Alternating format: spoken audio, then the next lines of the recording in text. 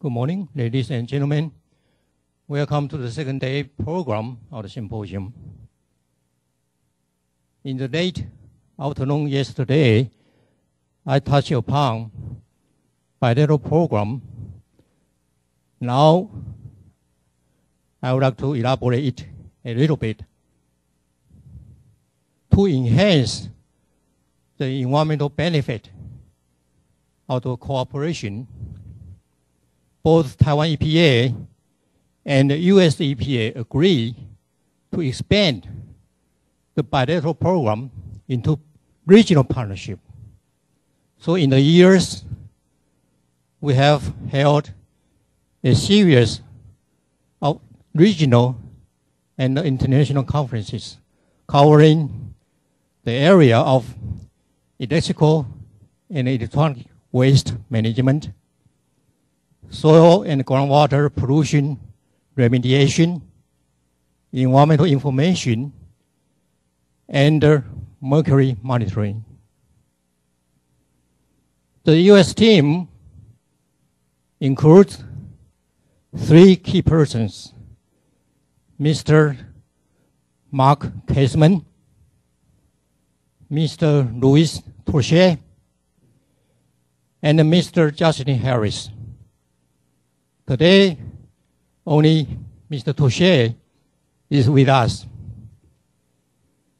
In Taiwan EPA, there's one person keep working day and night, and that's Miss Sun Honglin. Where are you? Please stand up. And I would like to invite all the participants to give both Mr. Touchet and Ms. Sun a big applause. Again, thank you. Now I will turn the microphone to my partner, Mr. Touchet. Good morning, everyone. Is this one on? Can you hear me? Yes. Welcome back to our day 2 of the forum. Yesterday we had a very busy day, and today is an even busier day. So my colleague Penny McDaniel is going to be running most of the panels and most of the day. And she is smart, hardworking, but she's on a mission. So watch out. She's going to keep you on time and very focused. And I would like to have the pleasure now of introducing her. Penny works in our San Francisco office at the United States Environmental Protection Agency Pacific Southwest office. She is currently our lead for the West Coast Collaborative, which our Regional Administrator McLaren mentioned yesterday, which is a public-private partnership to reduce diesel emissions in states along the west coast of the United States, as well as in the Pacific Islands of the United States. Penny is also a member of our team at our Office of International and Tribal Affairs, and she's my co-manager on this project on reducing ports emissions and driving sustainability. Before working on the collaborative, Penny worked on systems-based climate change analysis, renewable energy development, and green remediation. And while at headquarters, she established EPA's Repowering America's Lands program, bringing together renewable energy developers, landowners, local, state, and federal government agencies to assess and implement renewable energy generation facilities on previously contaminated lands redeveloped for new use.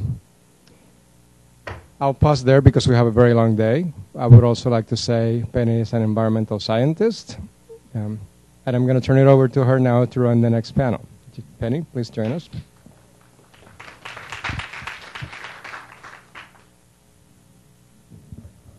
Thank you. Hi, good morning, and welcome back to everybody who's here. As Luis mentioned and Dr. Leong mentioned, we had a very good day yesterday, very full of conversations around sustainability in ports, port operations, marine vessels, and in goods movement operations. And today, we spent a little bit of time yesterday trying to define what that is, and today we're going to take the conversation forward and start to look at what are the strategies, some of the strategies that have actually worked at ports around the world. We're going to look a little bit at capacity building, and then we're going to move into we're going to move into highlights of global practices where we have complementary and consistent practices that work across oceans and across continents. And then we're going to wrap up. Lisa Wonder and I will be conducting a wrap-up session at the end of the day. So without further ado, I want to start our panel here, which is going to consist of sustainability practices that have worked in the United States, in Taiwan, and beyond. And I want to start by introducing our first speaker. Actually, I'd like to invite all of our speakers to please come up to the stage and sit up here with me so I'm not alone.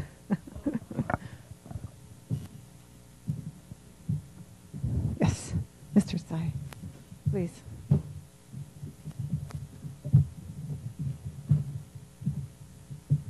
Morning. Okay, great. So I'd like to start by introducing our first speaker. You can see his opening slide here, Mr. Kevin Magai with the Port of Los Angeles. Mr. Magai has over 7 years of service at the Port of LA and is currently the Air Quality Supervisor for the Environmental Management Division at the Port of LA. Mr. Magai's responsibilities include managing, developing, and implementing air quality improvement programs at the port, including the San Pedro Bay Clean Air Action Plan, which we've heard quite a bit about, the Technology Advancement Program, and their Clean Truck Program. These programs focus on port-related aspects of operations, logistical chains, including heavy-duty vehicles, cargo handling equipment, rail, hovercraft, and ocean-going vessels. Mr. Magai also oversees staff that track the emissions through port air monitoring networks and air emissions inventories, which we've also heard a bit about and will continue to learn more about. So without further ado, I would like to turn it over to Mr. Magai to start off our panel. Thank you, Penny. First off, I'd like to thank you all for the opportunity to speak here in Kaohsiung. It is quite an honor for me to be a part of this symposium, so thank you very much. And thank you for the organizations that put it on. Again, my name is Kevin Magai. I'm the Air Quality Supervisor at the Port of LA, and today I'm going to talk to you about air quality and technology at the Port of Los Angeles, but also in the San Pedro Bay ports. And when I talk about the San Pedro Bay ports, I'm referring to the ports of LA and Long Beach. As you can see on this map, they're located directly adjacent to each other. And I do want to recognize the Port of Long Beach in their efforts. They are very aggressive in their air quality and emission reduction programs. We do almost all of our programs jointly, so a lot of the things you're going to see here are joint programs between the Port of LA and the Port of Long Beach. Well, we are fierce competitors when it comes to our customers. We do have a really good relationship in terms of our environmental initiatives. The Port of LA is the largest port in North America, or the busiest port in North America. In 2011, we moved 8 million TEUs. The Port of Long Beach in 2011 moved 6 million TEUs. So 14 million TEUs went through these two ports last year. And that's good for business, but I don't know if you can tell on this map, but we're surrounded by residential communities on all three sides. We have the community of San Pedro to the west, Wilmington to the north, and West Long Beach to the east.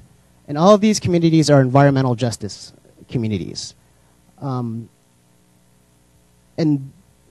the proximity of the residential communities is compounded by the fact that diesel particulate matter is classified as a carcinogen in the state of California. With that in mind, diesel particulate matter emissions and health risks has really become the main driver for us in terms of our air emission initiatives. With that in mind, we developed the Clean Air Action Plan. This was developed jointly by the two ports in 2006. And what it is a comprehensive list of measures and control strategies to reduce emissions at the port. We focus on three main pollutants: DPM, NOx, and SOx. And there are control strategies for each of what we call the 5 major source categories: vessels, trucks, trains, hovercraft, and cargo handling equipment. We always envisioned that the CAP would be a living document. So we wanted to update it as new information became available and new control strategies became known. We updated our CAP in 2010. The primary addition to the 2010 CAP was the addition of our San Pedro Bay-wide standards. Our San Pedro Bay-wide standards are long-term emission reduction goals. We have 3 sets of standards, which I'll go through quickly. our first set of standards, our first two sets of standards are emission reduction standards. And we have one in 2014 and one in 2023. These emission reduction goals are based off of a 2005 baseline. So as you can see on the slide, by 2014 we want to reduce emissions of DPM by 72%, NOx 22%, and SOx by 93%. And you can see our 2023 emission reduction goals there. So this is where we are currently. So we've almost reached our 2014 standard for DPM. We've reduced emissions by 71%. For NOx, we've actually exceeded our standard. Our goal was to reduce emissions by 22%, and we're already down to 51%.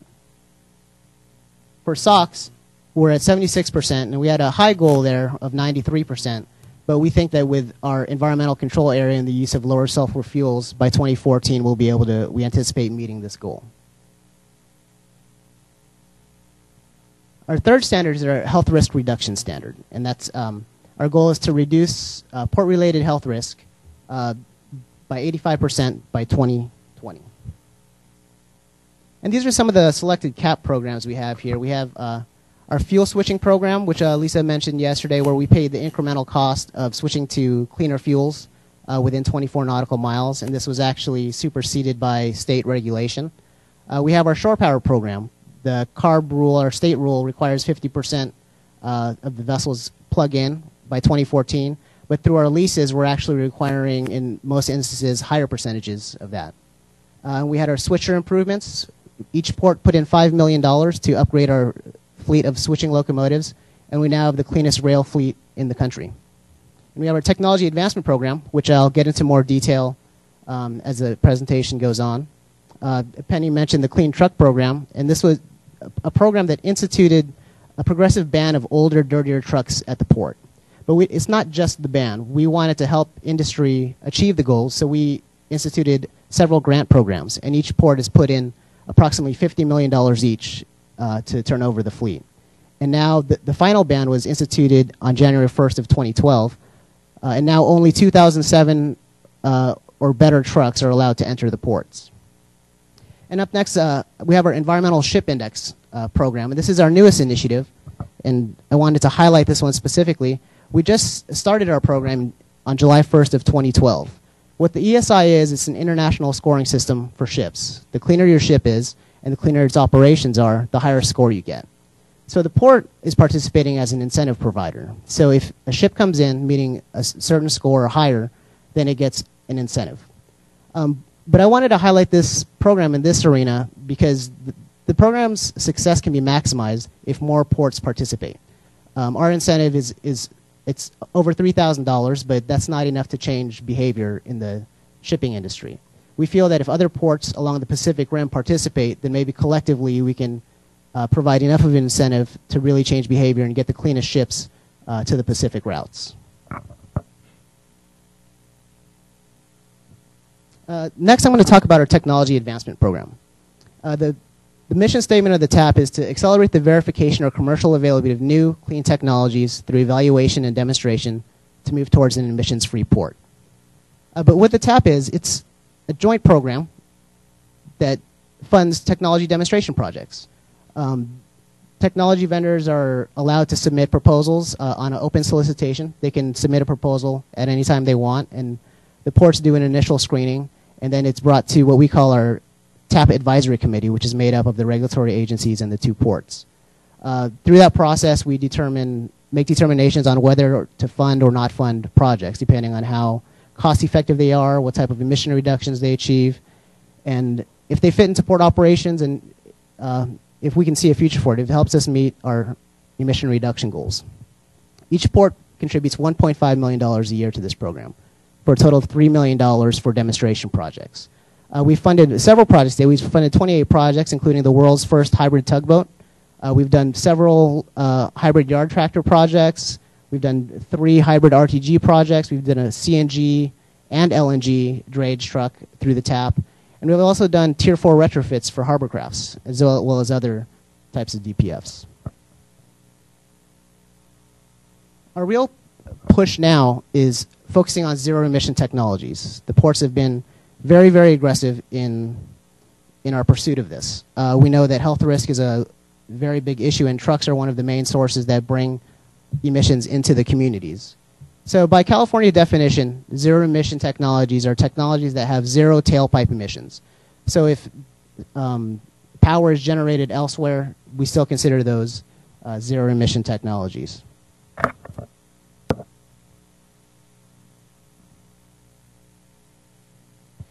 In July of 2012, the two ports presented to the boards our zero emissions roadmap. And through the roadmap, we wanted to establish a few things moving forward with zero emission technologies. We wanted to establish the port as a catalyst. We view ourselves as a giant test bed to test new technologies. We have a somewhat captive fleet serving the ports in different runs, but we want to test things here, but we don't want to do it alone. We want to be a catalyst, but we do need the help and collaboration of our regulatory agencies and our regional planning agencies. We also wanted to make it clear that there are no silver bullets. Usually if a technology is too good to be true, it probably is, but we want to go through the evaluation and demonstration process methodically, and we want to make sure it works and it fits into port operations. And then we want to look at the cost effectiveness and business case of the technologies. Cost effectiveness is a metric that's used by a lot of government agencies, including ours, in decision making and in developing grant and incentive programs. But we found that to our customers, cost effectiveness isn't as important to them. There's been technologies in the past, like DPFs. They are very cost effective from a government standpoint, but our terminal operators, there's actually a cost in using it. So to them, it's not cost effective to their bottom line. So what we want to do is focus on the business case of these technologies. A lot of the zero emission technologies that we've been working on, we're anticipating that even though there's a higher upfront capital cost, the operating costs and maintenance costs will offset that, and in the long run, we'll be able to be a good financial option. And that's a truly sustainable type of technology. Let's see. And through our zero emissions program, we're actually focusing on three main source categories. We have 5 total, but we didn't think that hovercraft and vessels in transit was a reasonable option right now. There's not technologies currently available. So we wanted to focus on the drayage market, cargo handling equipment, and locomotives. And here you have some statistics on what their share of the emissions are and what scale, what types of numbers there are available that we can switch to zero emissions. And here's our first project that we did. It's the Balcon Yard Tractor. And this is the world's first battery plug-in yard tractor. This is actually the 3rd generation of this unit. It operates on lithium-ion batteries. The first generation operated on lead-acid batteries, and it was only able to get 3 to 4 hours of operation on a single charge. And that wasn't good enough for our terminal operators. They wanted, at a minimum, to operate a full shift. So they moved to lithium-ion. The first time they moved to lithium-ion, they were only able to get 5 to 6 hours of operation. And that still wasn't good enough. So they made operational improvements and upgraded the battery management system, and now these units are getting over 12 hours on a single charge. So we think that this is a technology that is there and it's ready for large-scale demonstration. We're moving it from one terminal to the Evergreen terminal, who's going to be helping us with this demonstration project.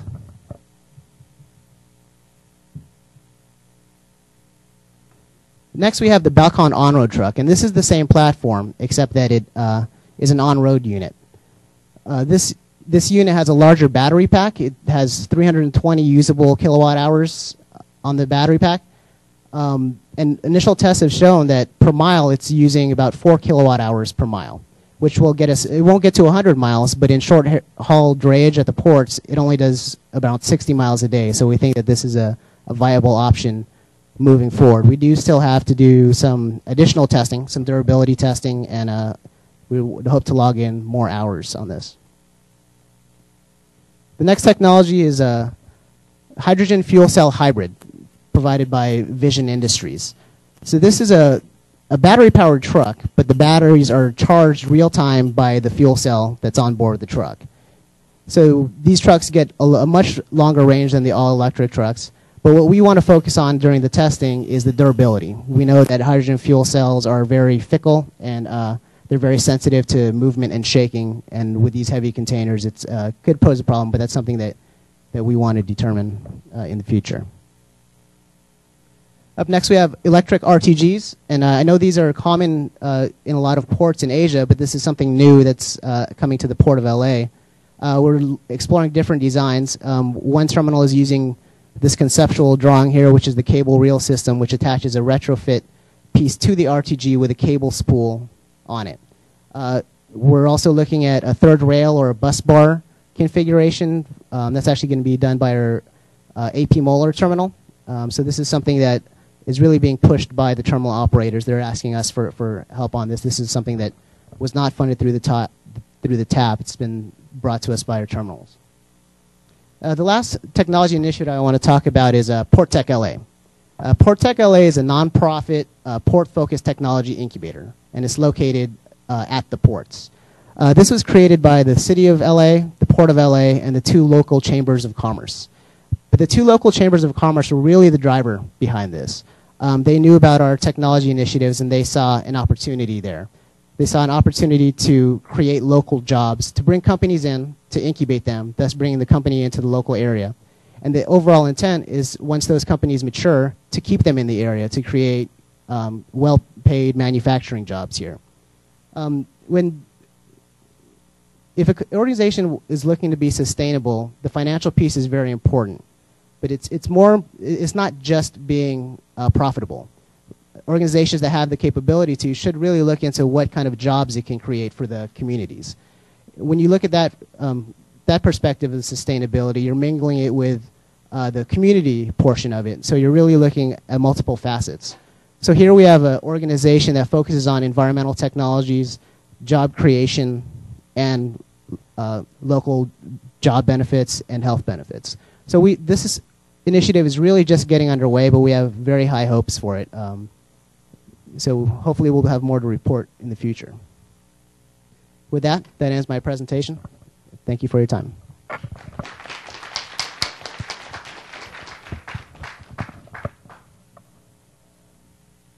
All right. Well, thank you very much, Kevin. And we're going to continue on here with our next presenter. I'd like to introduce Mr. Jason Jordan. He's the Director of Environmental Programs for the Port of Tacoma. His responsibilities include overseeing environmental programs, departments, which includes the Development Services Group, consisting of water quality, environmental review, permitting, habitat planning, and an environmental quality group, which includes the air quality, property remediation, and beyond compliance activities. Very important. Prior to his job, Jason was senior manager responsible for overseeing the Development Services Group. He has 15 years of experience in public and private sector land use permitting and environmental resource management experience. Please welcome Jason Jordan.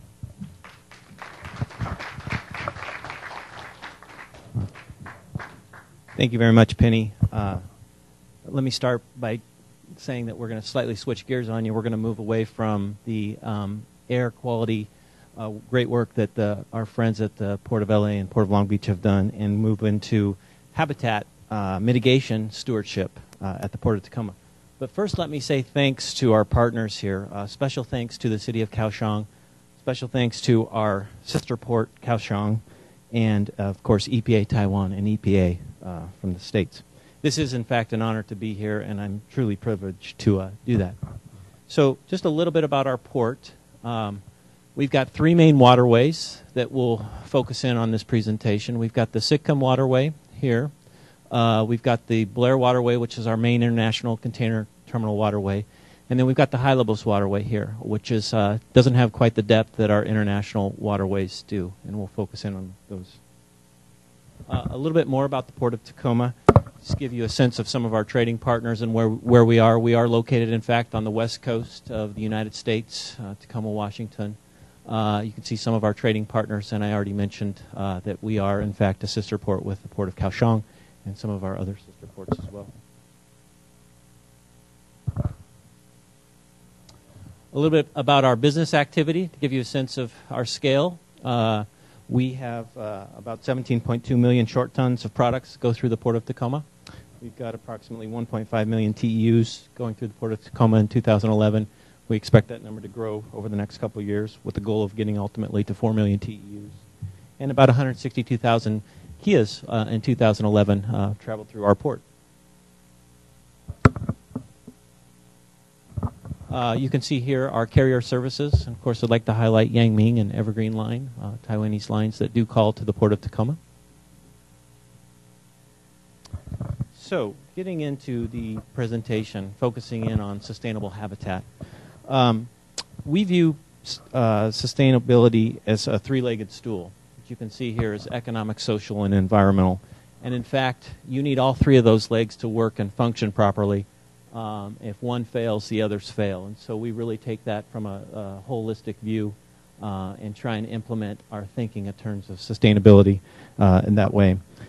So we, in developing our habitat stewardship plan, we reached out to our community via our development of our strategic plan and really tried to engage them in terms of understanding what our mission was. And I think that's really a key objective of any port, any plan, is really to understand your mission and check that mission with your public, with your stakeholders, with your community to make sure that what you view your mission is in fact what they view your mission. Because if you have that type of buy-in, we found that they can be very supportive. So, for the Port of Tacoma, it was about preserving the working waterfront. In fact, that is our mission. That is our #1 mission. So that's preserving the working waterfront, planning for growth, and being an economic engine for Pierce County, the county that we reside in. So in order to do that, we reached out to our public to check that. And that was all of the public. That was government entities, our citizens, our neighbors, non-government organizations, but really checking in with them to make sure that, in fact, our mission was what they understood the mission to be as well. And then soliciting that feedback and then talking to them about what they expect in terms of habitat, how they would like us to grow over time, and really working with them to develop appropriate strategies so that we can grow, and we can grow in a sustainable fashion, and something that the community would support. So with that, we'll dive into the a little bit more about the outreach associated with how we engage the community. It was a broad, bold outreach program. It really started with trying to figure out who would be interested in participating. Where did it make the most sense to go out to the public and get the feedback from them?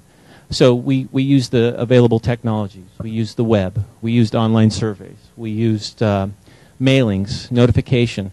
We went and met with individual stakeholders, whether it be labor, civic.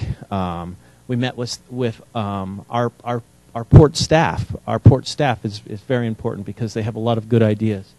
We really tried to engage the community to get as much possible feedback as we could as part of our strategic plan process. And then, of course, we went to our customers, and we asked our customers what their expectations were for the port as we developed our strategic plan and our habitat strategy. And, of course, they had lots of good suggestions. The table down here just shows a little bit about some of the key dates. This was a year-long effort, and it grew over time. So what we got from the community was the creation of 6 goals. And those goals range from enhancing the port's competitive position, which goes back to being an economic engine for our region, all the way to connecting the port's, strengthening the port's community connections, which is really about engaging the community.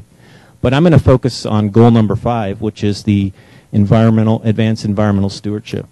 I'm going to pause on that because there's a little story to tell about goal number 5 and that title of advancing environmental stewardship. We spent a lot of time internally and externally debating, having a conversation about whether we wanted to use the word sustainable, advancing environmental sustainability, or stewardship. And ultimately, our public played a key role in helping us define what we wanted to call this goal. And our public said to us, you guys are stewards. You guys are stewards of public resources. You're stewards of the land. We like the word stewardship. The other thing they said was sustainability is more than an environmental goal. It gets back to that 3-legged stool, and it's the economic and the social. And so, anyway, we came up with the goal of advancing environmental stewardship. And that's what I'm going to focus on. So in that goal number 5, there were 3 key areas, 3 key tasks, if you will, or initiatives, if you will, that we were going to focus in on. as part of our strategic plan. The first is to identify and address environmental issues in advance of planned development, partner to find innovative solutions to our customers' environmental challenges, and then continuously improve operational efficiencies and emission reductions. You're going to hear a little bit later, and you've heard from the Regional Administrator McLaren about the Northwest Ports Clean Air Strategy under C1, but I'm going to focus in on A2, which is implement a sustainable habitat mitigation strategy.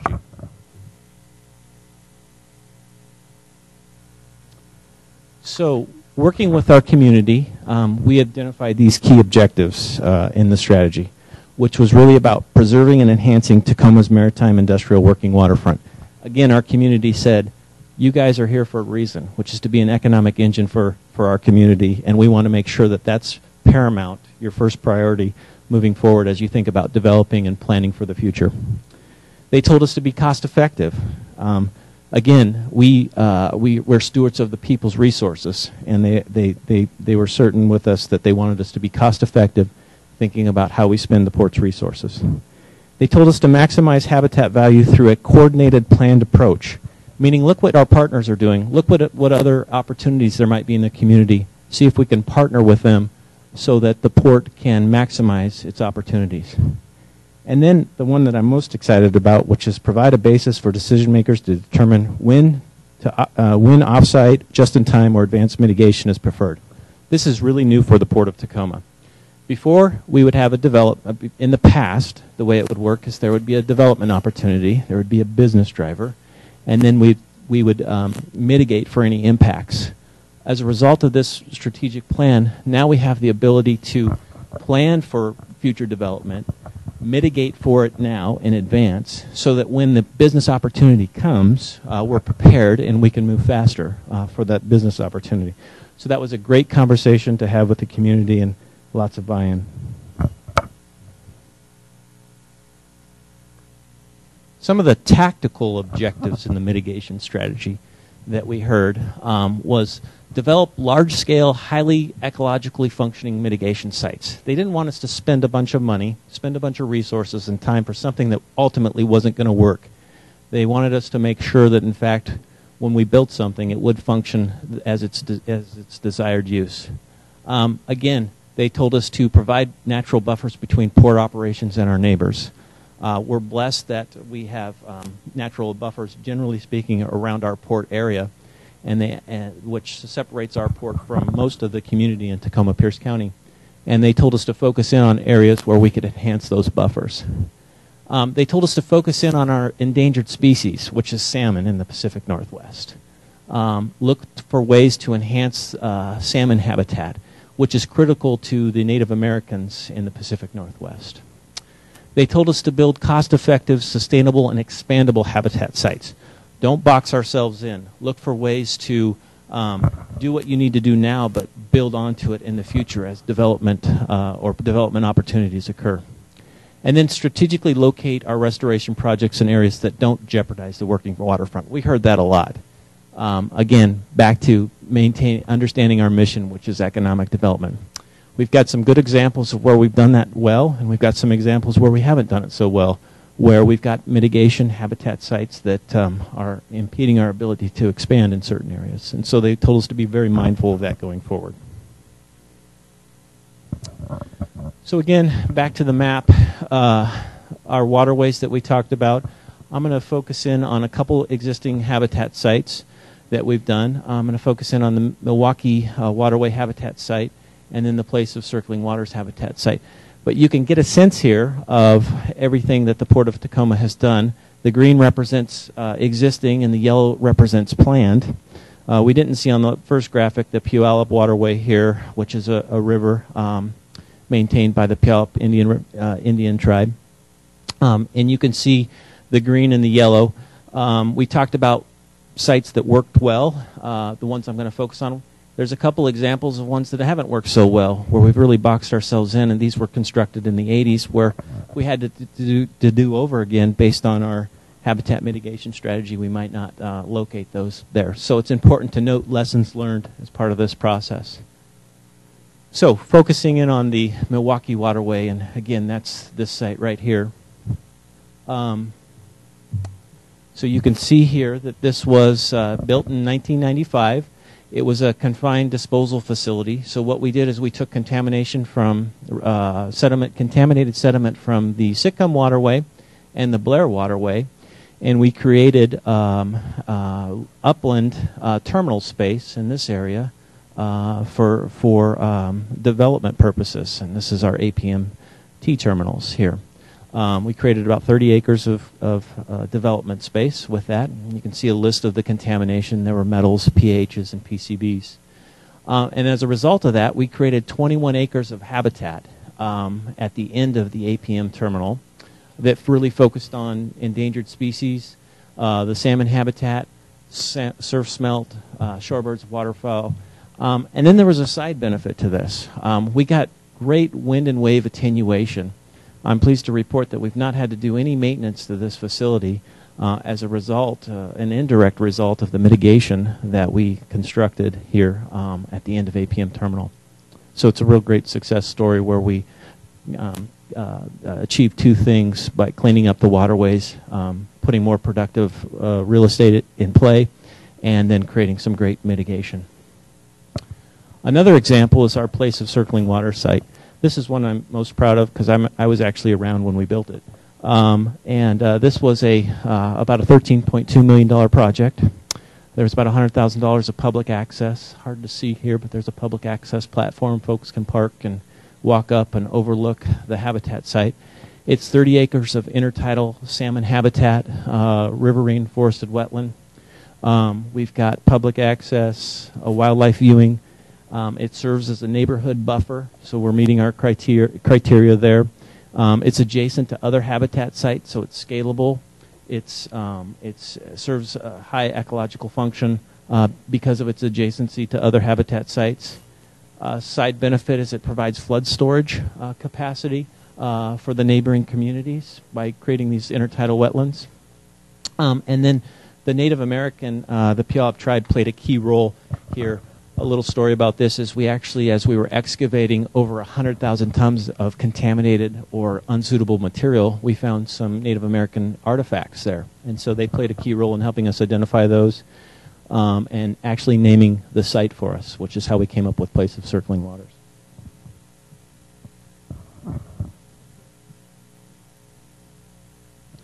You can see also this is a before and after. Like I mentioned, we removed over 100,000 tons of contaminated material. We create these intertidal channels. This is the Hylabos waterway here, and it's been a great success. And this is the adjacent mitigation that wasn't part of our project, and there's some additional mitigation down here. So it was really great in that sense that we could add to existing great work that other entities had done. It's not just about building public access or public habitat. It's also about preservation. Here's two examples, excuse me. Story Pit and Julius Gulch, where the port simply purchased property so that we could put it into permanent preservation, give it back to the community. They could use it for public access. I like the fact that they're away from the port, but they can look down on the port and view the port and the port operations. That's pretty special to see that working waterfront. And then an example in Ording, which is not near the port, but where that community was looking for some support to purchase some property that was going to be used for flood attenuation, and the port got to help with that, which is the Ording habitat preservation. And then we can do little things like park benches, public access. The Dick Gilmer site, we built a hand-powered kayak launch, so you could walk down with your kayak or your small boat and have direct access to the water.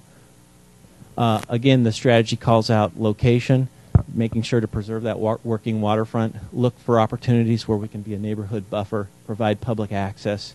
And public access is all sorts of types. Public access can be just looking down at the water. It can be actually being adjacent to the water, and it can actually be access touching the water. So we've got a couple future projects that we're real excited about that I'll talk about here as well. We've got the salt chuck mitigation site here, which will be essentially a new public beach. It's going to be a combination of a public beach and ESA salmon habitat. And then we've got our Parcel 14 site as well. again with the strategy of location, protecting ESA habitat, endangered species habitat, neighborhood buffer, public access, flood storage, and being cost effective. So the first example here is the Marine View Drive project, and this is that public beach project. And this one's pretty special because we've this is currently deep water habitat, and we intend to make it shallow intertidal habitat. And by doing that, we're going to be, as opportunities allow with development, we'll be taking clean dredge sediments and building up this site. And that's a big change for the port, going back to being sustainable. Before, we would test for sediments. If it was contaminated, we would take it to the appropriate disposal facility, and then we would go out and take the clean sediments and essentially dump them into a open water disposal site, a very deep hole, if you will, in the bay that we could just simply do that. Well, we realized that those sediments aren't a liability. In fact, they're a resource. And so that's a shift in our thinking and our sustainability approach. And using those sediments now, think about maintenance dredging, or if we're going to create deepening our waterways. If it's clean and suitable, now we intend to build habitat with it. And this site will take several million yards of it. But you can see here, the point is public access, beach. This is an eelgrass bed. Again, it's to focus on public access and salmon habitat. A little different view, the same site, looking north and south. You'll see some low bank and high bank environment. It's a feeder bluff, use of large woody debris, public access, and then fish forage. And again, it's a neat site because you can look back at the port operations, and there'll be a marina to the north. The last site I want to talk about is the Wapato Creek site. This is another special site because of the Puyallup tribe of Indians is very keen on restoring this site. Hard to tell here, but there's actually the the Wapato Creek here is channelized and runs in a man-made channel right here, and Wapato Creek drains most of our neighboring community of Fife. And so the Puyallup tribe is very interested in this as a partner. The city of Fife, another partner, is very interested in this one. And you can see here on to the right, what we intend to do is we intend to meander the creek, Wapato Creek. Again, it's right here right now, and you'll see that we intend to really expand it. We also intend to fix a culvert. Right now there's a culvert just across the street here that doesn't allow this creek to be tidally influenced beyond this point. So we intend to dig up the street, change that culvert, and allow this creek to be tidally influenced, which will help flow all the way upstream from the site. And then, of course, create some wetland habitat next to the street, next to the creek. Again, this will provide exceptional habitat, but it also serves as a relief valve to the city of Fife because Wapato Creek drains the city and it does flood with heavy rain. So, wrapping up, we really view sustainability as that three-legged stool. It's the plan, do, check model where we have a mission, have a vision, check that with the community, get input from the community, and act on that. Here it's understanding our core mission, seeking that public participation and engagement and taking action. So, thank you.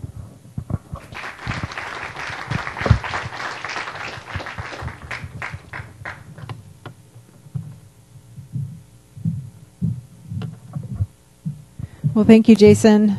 That's fantastic to start to wrap in other elements of sustainability, the clean air, the advanced technologies at ports, vessels, but also looking at the ecology, the ecosystems, the accessibility to habitat, and obviously wildlife restoration and habitat restoration as well. Pardon me. So we're going to move on to our next esteemed speaker, Mr. Tsai. He is the Vice President of Business for the Taiwan International Ports Corporation. Mr. Tsai received his master's degree in public affairs management from the National Sun Yat-sen University and a BA in shipping at the National Kaohsiung Marine University. Mr. Tsai has been with the government-run Kaohsiung Harbor Bureau for almost 3 decades. He was serving as engineer, chief engineer, deputy harbor master, and harbor master, same time. In 2012, Taiwan Ministry of Transportation and Communications set up a private Taiwan International Port Corporation based in Kaohsiung City and appointed Mr. Tsai to take the lead of promotion business for Taiwan's ports. I would like to welcome Mr. Tsai to the podium. Thank you. Thank you very much.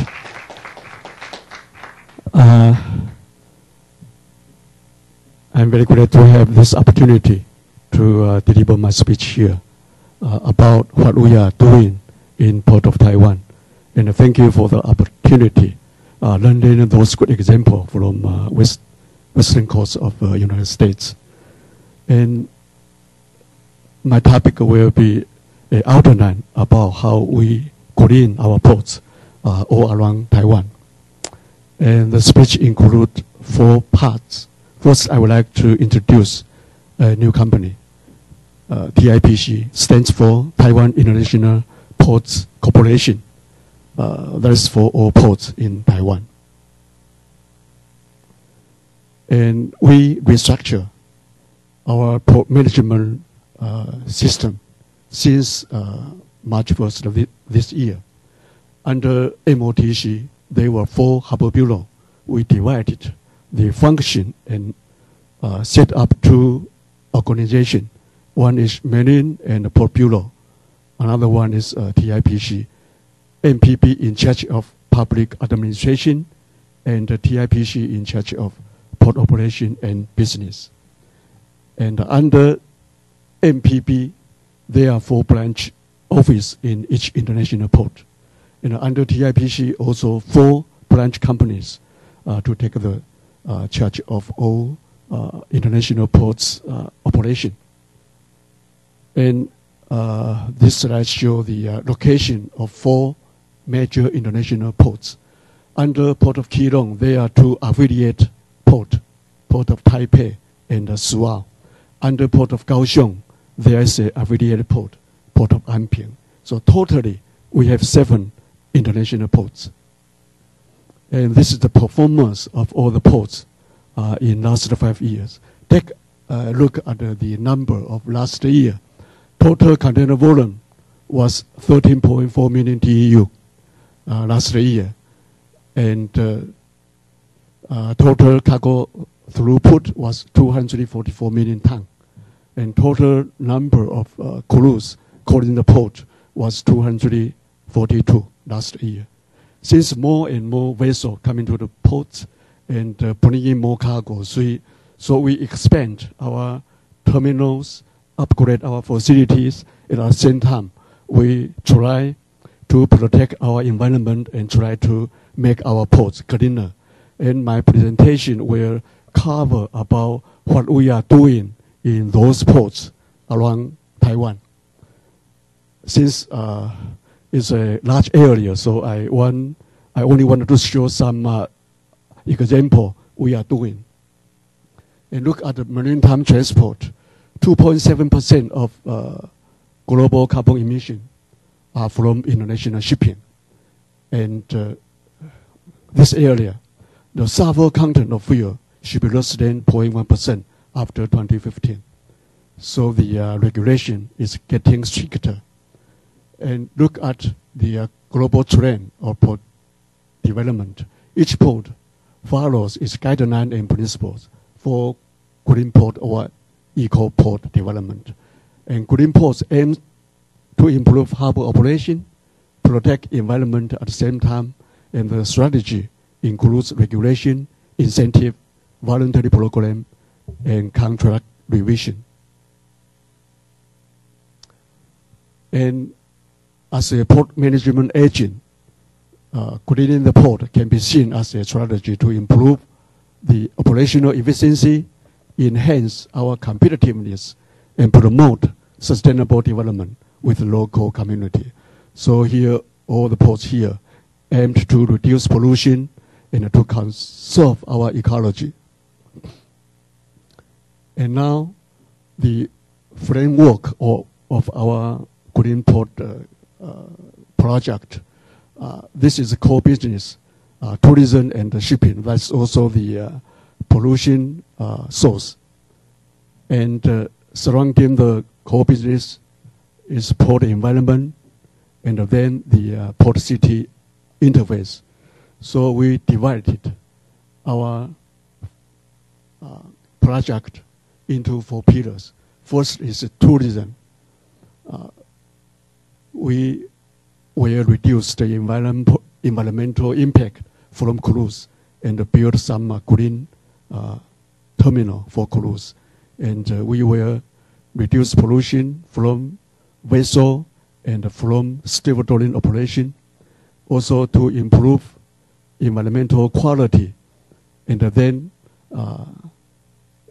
we will create a city port interface, a friendly environment, and also promote local economic development.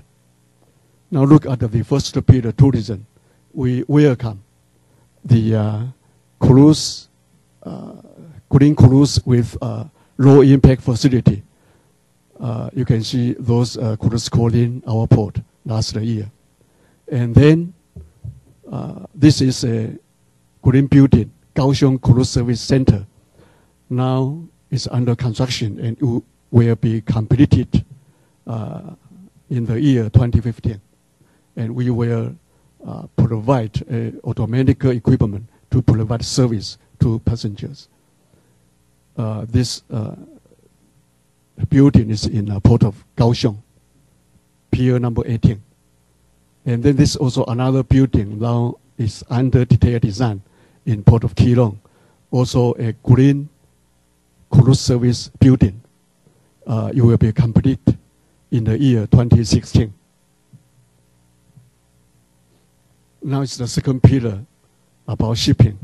We will prevent air pollution. I will show you some picture.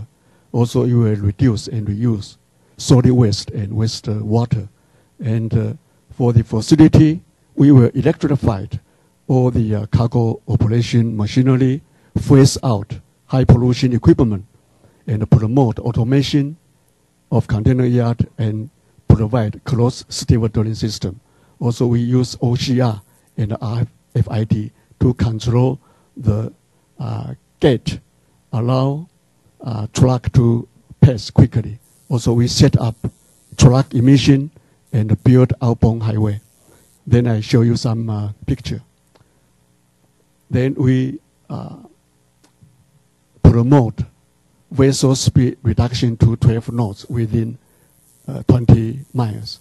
Also, our hovercraft and facility only use low sulfur fuel, and also we are building shore power in our ports of Keelung, Kaohsiung, Taichung, and Hualien.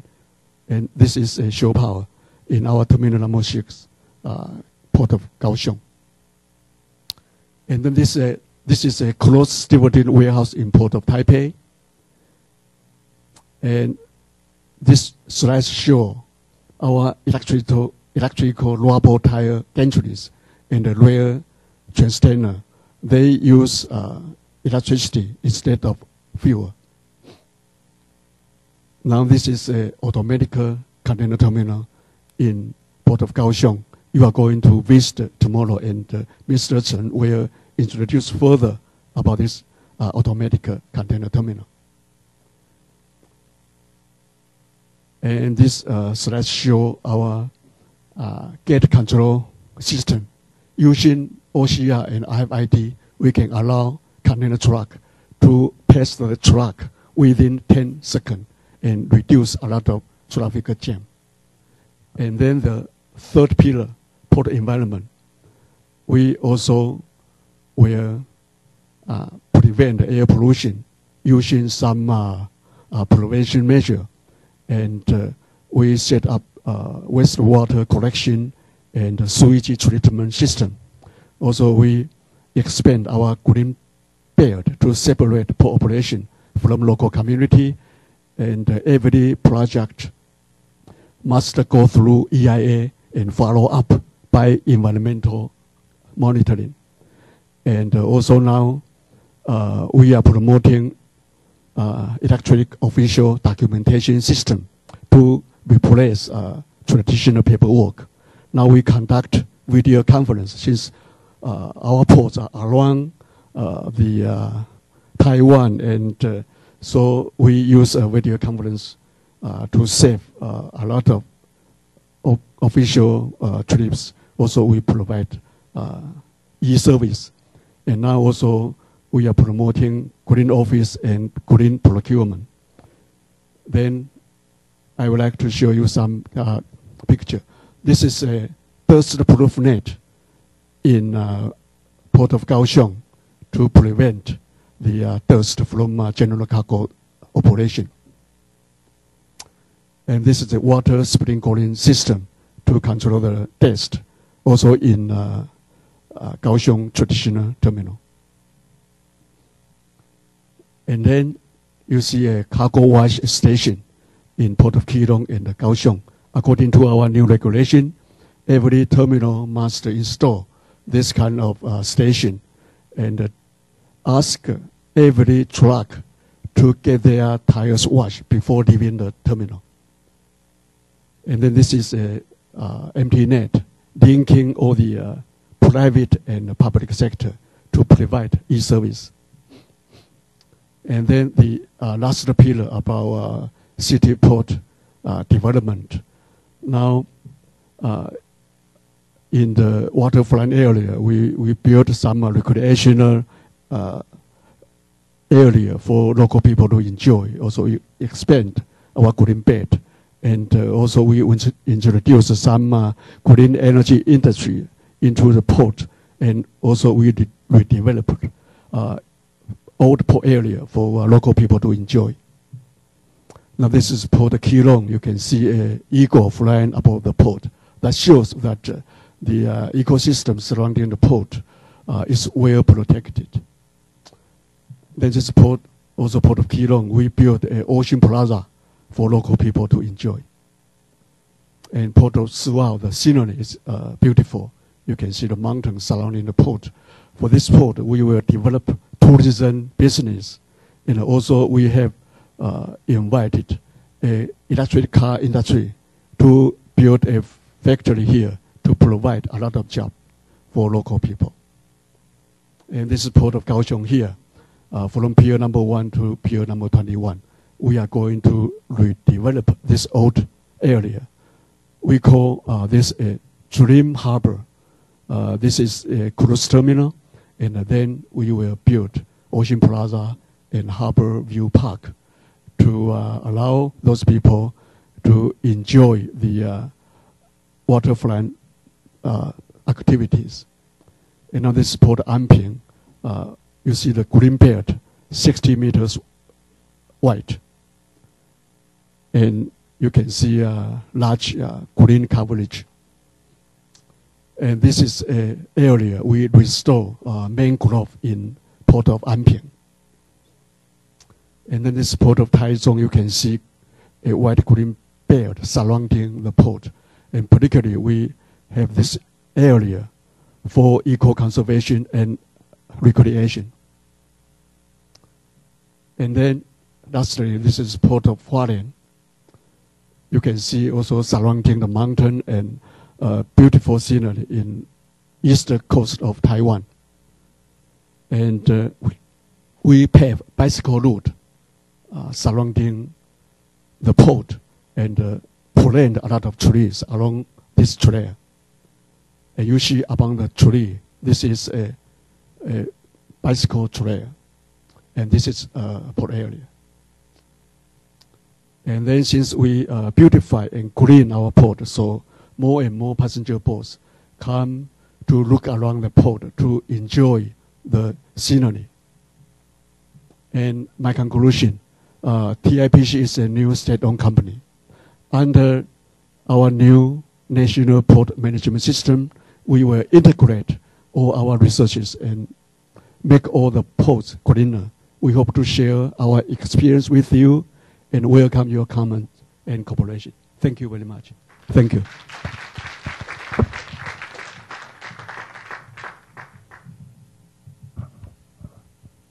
Thank you, Mr. Tsai. Thank you for that presentation about the Taiwan ports.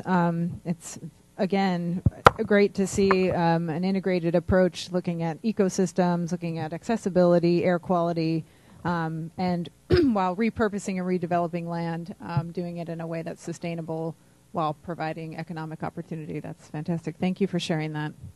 We're going to move on now, but before I do, I want to make an announcement. As we begin to wrap up the presentations and get into the Q&A, I'd like to remind everybody that we would like to have your questions. So if you do have questions, please put those on a piece of paper and pass those to my colleague, Ms. Lisa Wonder, with the Port of LA, and she'll be going around and collecting those from you so we can have an engaged Q&A session. Without further ado, I'd like to introduce our next speaker, Mr. T.C. Chen. Mr. T.C. Chen is the president of the Gaoming Container Terminal Corporation. And before assuming his position as the president of Gaoming, Mr. Chen served for 2 decades at the Yangming Lines, where he was a senior vice president and executive vice president. So please welcome Mr. Chen for his presentation. Thank you, moderator. Mrs. McCartney. Yeah, okay. So, good morning, ladies and gentlemen.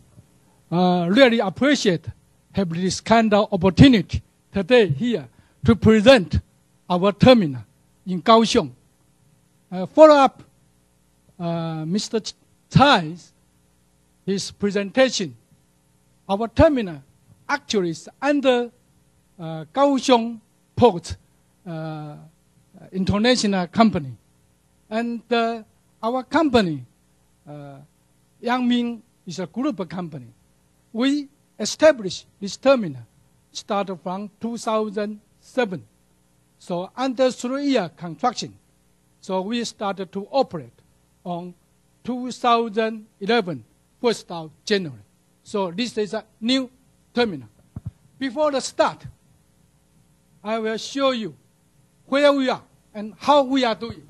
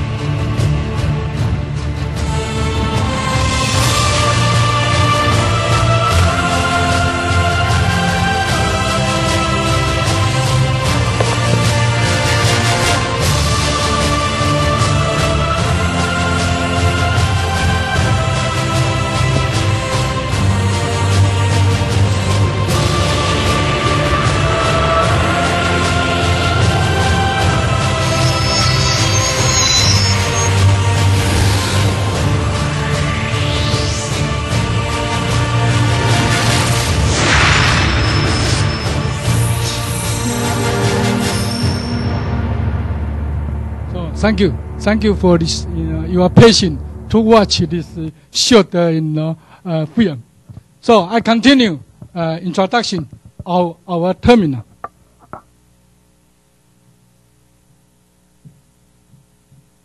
So our terminal, because just I say, it's a new terminal. So we apply the 3 key components in our terminal. The first one is we have a high-tech application. And the second one, environment protection.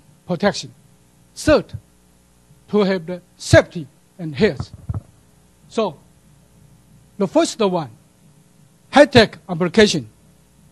So, we reach how to have the operation and energy efficiency. In our terminal, our operation mode, from the gate to CY or to shipyard or ship side, or from the ship side, reversal from the ship side to CY to the gate, we integrate all these three operations together. So I can present you step by step how we are doing. So for the gate operation, when the trucker get into the gate, we use our high-tech application equipment like OCR, inductance, or infrared rate.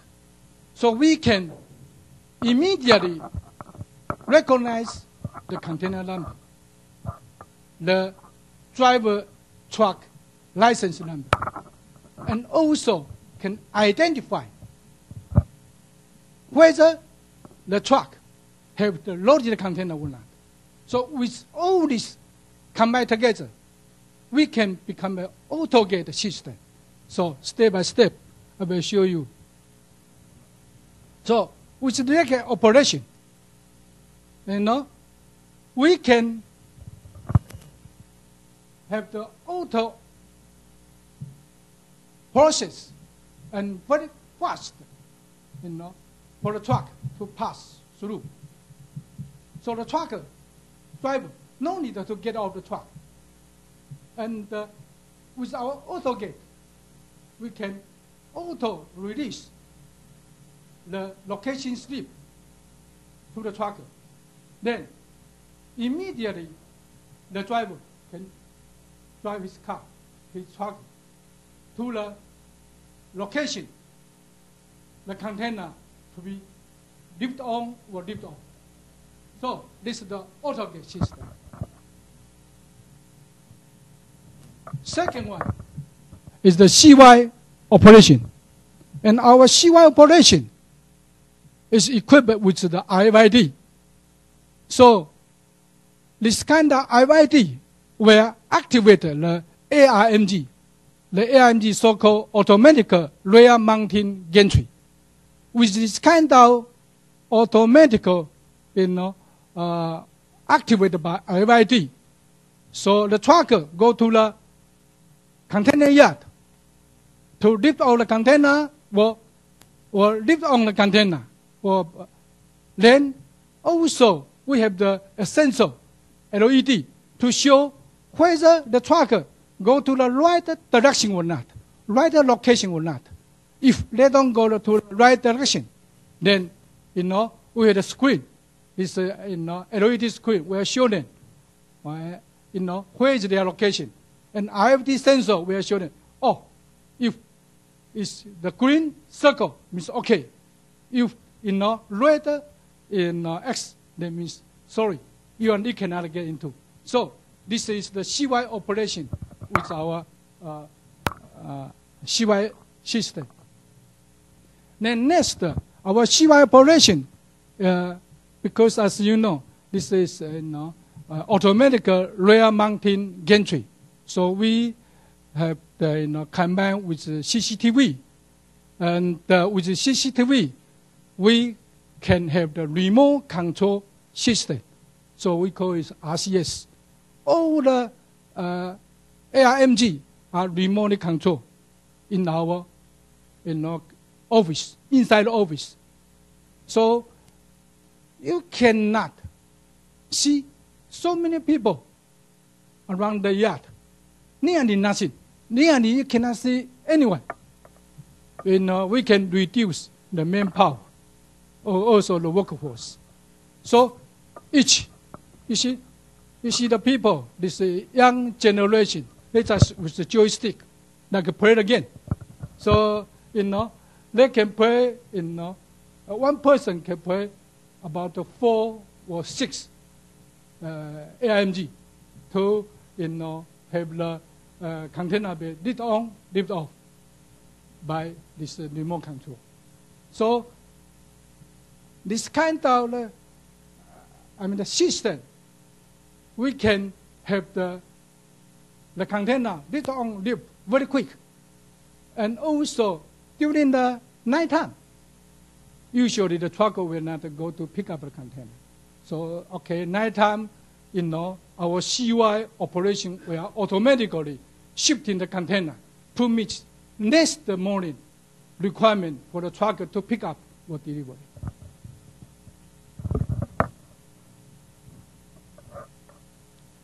And our CY operation, we equipment with AIMG.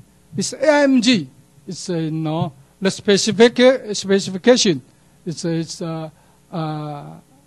I think 14 load under the span, and also 5+1 tier, and the capacity around 40 tons, and with a remote control, and also so means nearly no carbon in emission on this kind of the system, and this system is activated by IFID. So, just as I said before, advantage, we can save the manpower, and also have the safety be ensured, and also have the efficiency increase for the operation and also the energy, and definitely no carbon dioxide emission. So, with our CY system, we combine the AutoGate system, then this AIMG together integrate this, so we can ensure the safety and efficiency. Just as I said before, efficiency with this AutoGate system, we can have the pickup or delivery. The turnaround time around 12 minutes to pick up a container or deliver a container. So turnaround is 12 minutes, and also we can accelerate, speed up the traffic flow. So it means efficiency in our terminal. Anyway, I think on top, one of top in the world, I can say that. Yeah. So the next one is ship-side operation. Ship-side operation, we have the gantry crane. It's the gantry crane. We can, have the 23 rod, reach, and also capacity. We can have the twin tender lifting. So means 2 40-foot container can be lifted together. So advantage provide high productivity and also efficiency instead of the vessel per time. So we can reduce the vessel dead on, speed up fuel consumption.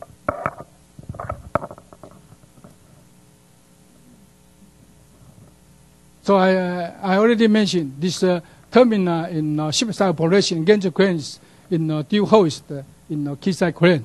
So very efficient and also the save time. So our performance, this terminal, I just say, okay, how is your productivity, how your efficiency.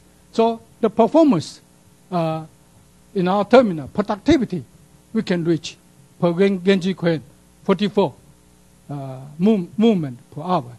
So we have a record maximum bird productivity around 230 movement per hour. And the truck turnaround time, as I said before, 12 minutes. So the second issue, environmental protection. So we reduce with all the auto system, AIMG, quayside operation integrate together, so we can reduce the air pollution and greenhouse emission. And also in our terminal, this terminal, not only in the container yard or ship side or gate. Even in the office, here is the office. On the roof, our office, or even on the roof, our gate is an auto gate. Is auto gate. We also equip with solar power system. So this, because South Taiwan, you can enjoy the good weather, very sunny weather. So this kind of solar system, we can generate the electricity to supply the light in our office. So we don't need additional electricity from Taiwan Power Company. But anyway, this is only for the light only, not for the equipment. Huh? Yeah. So second, we also have the this kind of solar and the wind power module around our office. So with solar and wind power module, we can generate electricity for the lighting around the office. And follow up Mr. Tsai's mentioned, our terminal, we have the AMP. In USA, they call iron, right? At the moment, we have 4. And additional 4 will be, at the moment we have 2. And additional 4 will be installed. So after complete all our terminal construction, we will have 6 AMP. So we can reduce the carbon dioxide and also supply electricity to the ship from the shore. So I have a conclusion.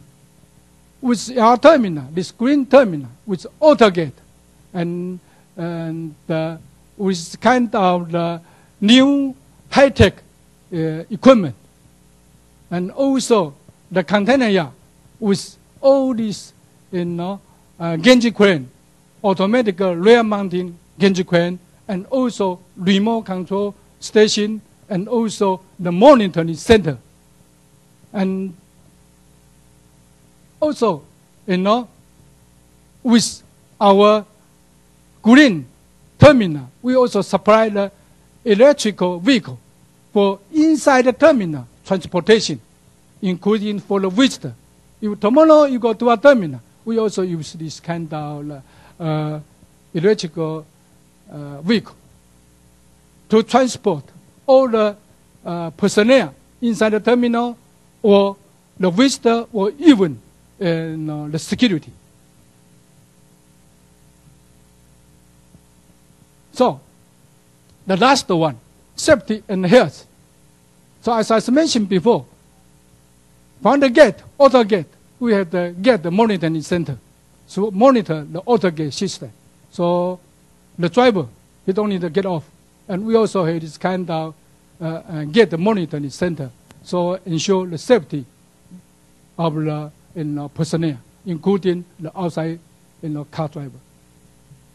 And also with the yard, this kind of remote control system for the ARMG, so we can reduce the manual work, the manpower. So with this, really, we can reduce a lot of the maybe work accident for this kind of issue. So also we can ensure the safety.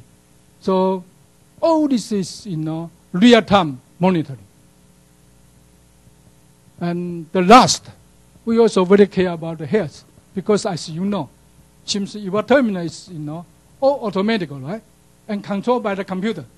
So, but they got to someone to handle the computer. Like I say, this young, this young generation, maybe with our old generation, we don't know how to play the joy game. But this young generation, they see in front of the computer screen. Really, we got to care about their health. So all these tests, we can set up adjustable to meet their suitable position, so to reduce their weight on their back. Not only on the RCS, but we also have the monitoring, operation monitoring center also have this kind of adjustable desk. So, conclude all this, I can say our terminal is quite green terminal and also one of the toughest green, not only in Asia, but in the world. Thank you very much for your patience. Thank you.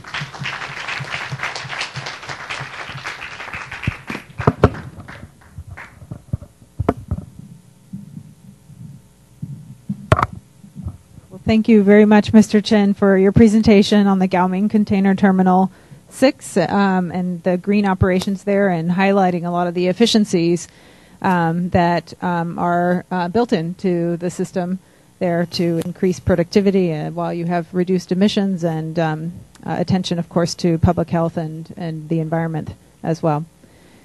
I would like to introduce our final panelist here with us today, just returning, I believe, from Australia yesterday, Mr. Anthony Randell, who is the Managing Director of Business for Maersk Taiwan. Mr. Randell is responsible for all aspects of Maersk Line's business in Taiwan. Prior to relocating here to Taiwan, Mr. Randell was Cluster Sales Manager in Australia, and prior to that worked in Copenhagen and the United States.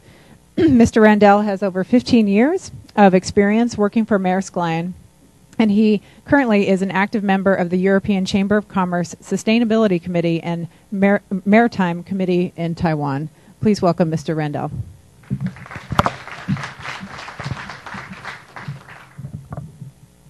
Thank you, everyone. Firstly, it's an honor to be here today. I've been in Taiwan for 2 years now, and to see the development and now the focus on the environment over those last 2 years has certainly come a long way, and that's thanks to Vice President Tsai, Chairman Xiao from the Taiwan International Port Corporation, who have put that focus on the environment. So to have forums like this and have the opportunity to speak does allow us to move forward. But having said that, there is a lot of work to do in Taiwan. And I believe yesterday there was a lot of discussion around that, and I will also talk about that in my speech today. If we just have a look at it here, I'll start about discussing the environment and the impact of our industry, move on to discussing some of the initiatives that we believe would be helpful in improving the environmental performance of the industry, and then also have a look what, especially in Taiwan, as more of a focus.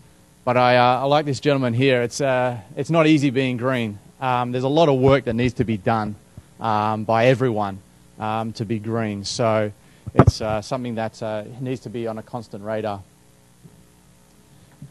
If we have a look at the different types of transportation, for every ton of cargo moved per kilometre, shipping is quite an energy efficient mode of transport, as you can see down the bottom there.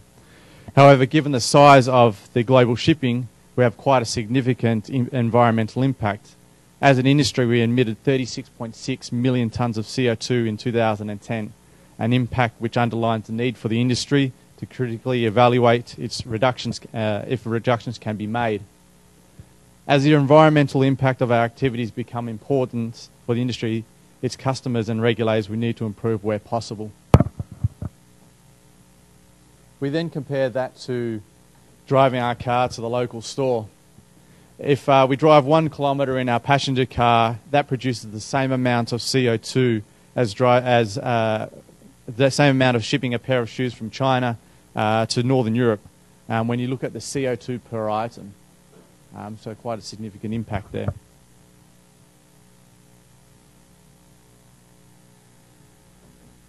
Maersk Line aspires to be a leader within shipping. Our leadership position in the industry means for us we'll seek to drive positive change throughout the industry and within the markets we operate and serve. This entails a focus on continuous improvement and constant care in everything we do, be it improving energy efficiency, reducing air emissions, or mitigating the risk of accidents and negative impact on our stakeholders. For us, it's clear. Leadership entails best-in-class environmental performance. That means we've set ourselves some 3 main targets that we'd like to achieve. That's 25% reduction in CO2 emissions from our owned and chartered vessels from 2007 to 2020. That's through efficiency improvements. Driving our own and the industry SOx emissions to zero through voluntary action, innovation and regulatory work, and drive negative impacts on the marine environment to zero, and use vessels for ocean science and transparency.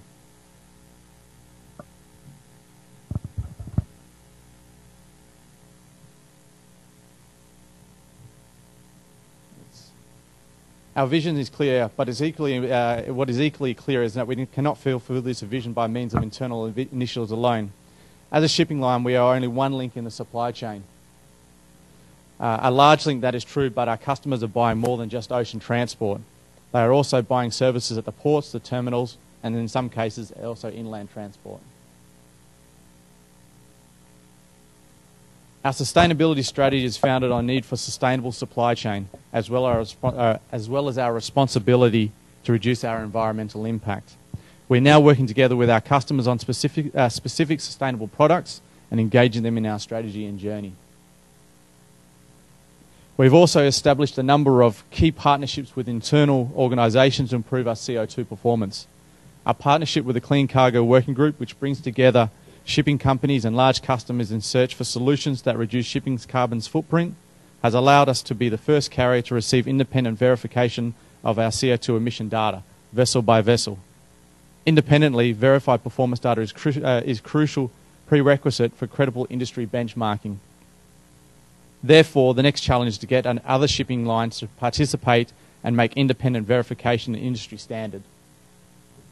The Cargo War Room has also helped us take transparency to the next level, applying an A to D energy efficiency rating and disclosing the CO2 performance for all our vessels.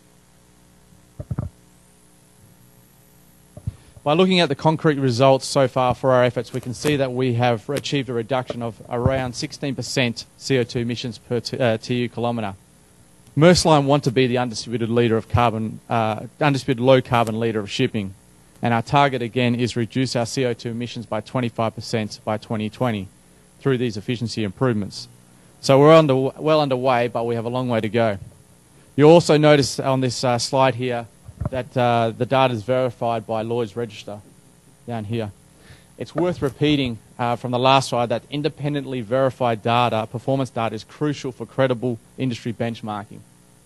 And ultimately for shippers to have transparency on what they get when they're shipping with one carrier or another.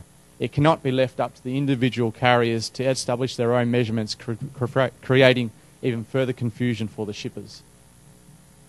If we now look at our internal initiatives and how we've achieved our results so far, and what's yet to come. Let's start looking briefly at some of the initiatives that Maersk Line has taken and currently taking to minimise our environmental impact. The top segment here, that covers the internal initiatives that focus mainly on technological advances, and the bottom segment deals with the initiatives that involve one or more business partners.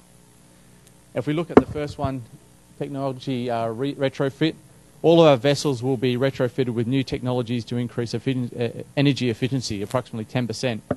And improve environmental performance. This is a huge project where we'll analyse all of our vessels and come up with plans for each vessel on how to retrofit them with modern technologies that will improve environmental performance and reduce fuel consumption. If we look at our reefer containers, as Maersk is the largest reefer shipper globally, we're continuously looking to improve the energy efficiency of our reefer containers.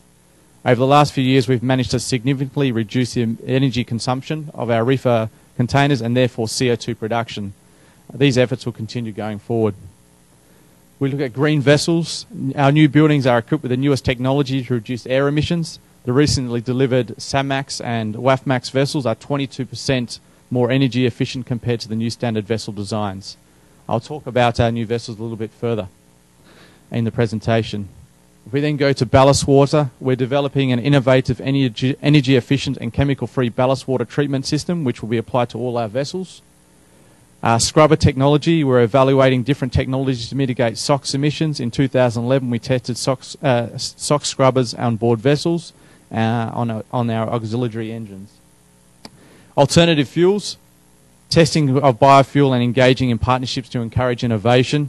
We see LNG and biofuel as a potential fuels for the future that can help us reduce CO2 and diversify our fuel supply. Right now, though, there are no alternative fuels that are sufficiently sustainable and can be purchased in relevant volumes, but we're partnering to push for increased research and develop that can bring about sustainable biofuels that are tailor-made for shipping. We've talked a little bit about fuel switching in the previous presentations. We've worked with port groups, local governments on fuel switches from HFO to low sulfur fuel. Since we began in California in 2006, in 2010 we've undertaken further fuel switches in Houston, Hong Kong. 2011 we launched a fuel switch program in New Zealand. We also have other further voluntary fuel switch programs around the world. This significantly reduces the SOx emissions in populated areas, and the next few years we've looked to expand these fuel switch programs. We then look at waste disposal. We are rating ports to ensure safe disposal ashore of the waste from vessels. All our vessels separate their waste and land it ashore. We'll work to ensure that we only discharge waste in ports that are able to recycle and dispose of it in a safe and environmentally friendly manner. We look at our charter vessels. We operate around 500 container ships, but we only own half of them. The difference in ownership structure derives from our need to have a flexible fleet, but it's clear there is a difference in fuel efficiency between owned and chartered vessels. In 2012, Maersk Line has set our CO2 targets for our chartered fleet, and reaching our CO2 reduction goals will to a large extent depend on our ability to reform the way we work together with our owners in daily operations.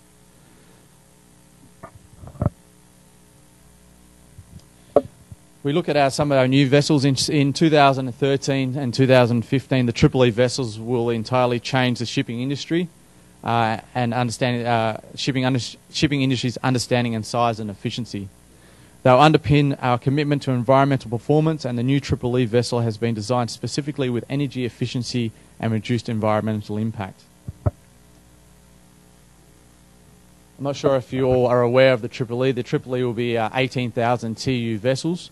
The reason they call the Triple-E, they have economy of scale. They'll be the world's largest container ship by more than 16% without requiring any more engine power. This design takes economy of scale to a new level.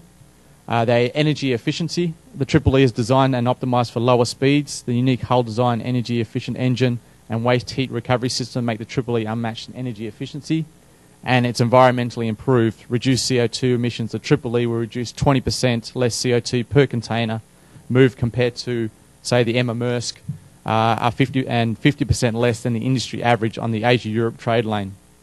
It will consume approximately 35% less fuel per container than the 13,100 TEU vessels being delivered today to other container shipping lines in the next few years, also on the Asia-Europe service.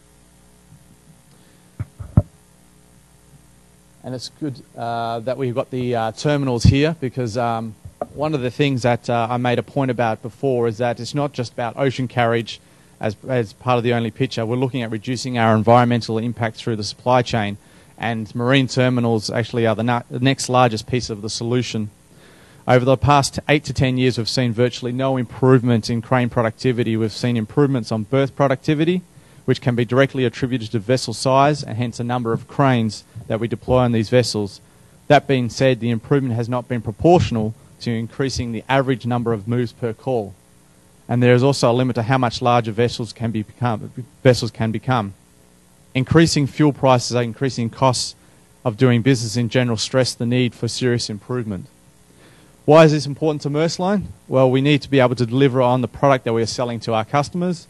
We need to manage our assets, and most importantly, we need to reduce the amount of waste that we have in our system. Poor terminal performance and high variation in performance leads directly to contingencies and suboptimal solutions, which invariably leads to increased bunker consumption and therefore increased CO2 emissions. There is a tendency to only view operational contingencies at port closures or as something that leads to monetary losses, lost canal transits and lost bookings, but for us, environmental impact is higher vessel emissions and equally concerning. So what are we doing about this? In Maersk Line, we have a specific drive to reach 100% reliability on delivering to our customers. We believe this will hold considerable value to our customers and will differentiate Maersk Line as a carrier. We have 2 key initiatives to propel us in this direction, both of which require performance reliability from the terminal operators.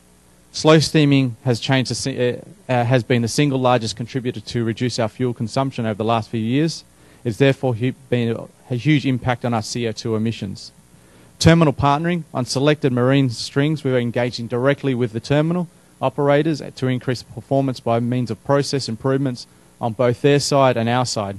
We do this by means of being on site for several weeks at a time, analysing every part of our process and addressing the issues that we create waste. Ultimately, this is leading to reduced port stays and reduced variance. This type of approach will be more common for us going forward and ultimately will spread the majority of ports worldwide.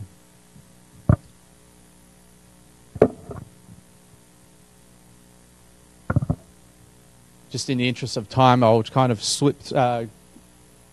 jump through to the conclusion, which is mainly back to Taiwan and what we can look at here. And some of the suggestions for the liner shipping industry, especially here on a local level, is that we already have a good platform to contribute positively to the global environmental challenges while still providing efficient transportation to support world trade. A tendency to be self-controlling without any regulations, and also still major challenges and opportunities for improvement. To be really successful in improving the environmental performance of the industry, we believe that shipping needs its customers, regulators and other stakeholders, including the general public, to demand shipping companies take action to improve environmental performance and set high standards. Customers and regulators need to select and reward the environmentally best performing carriers and engage the worst polluting. And not least, create a level playing field and framework where it does not pay to pollute and where all parties take an interest in following a uniform set of high emission standards. In summary, to be truly successful, we need support from all of you. Thank you.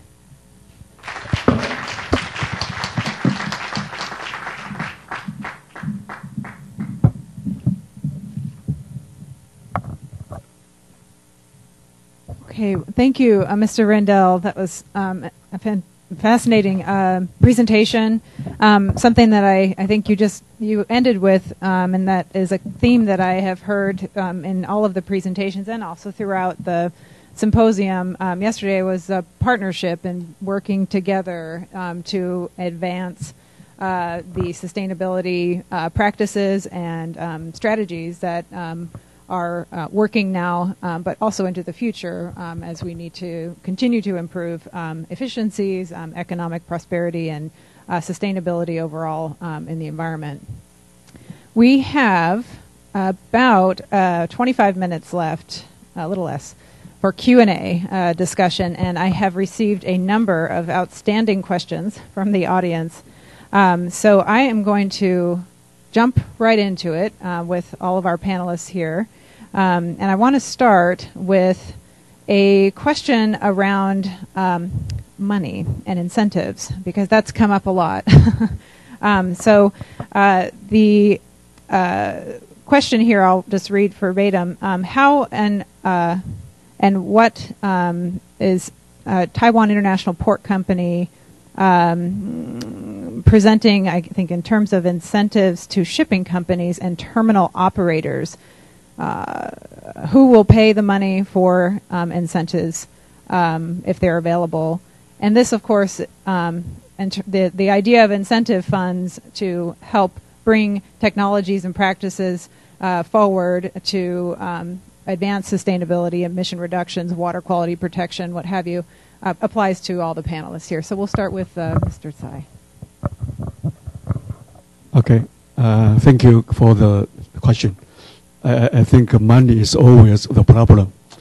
And since this is a new company, so we try to apply about $500 million for the incentive.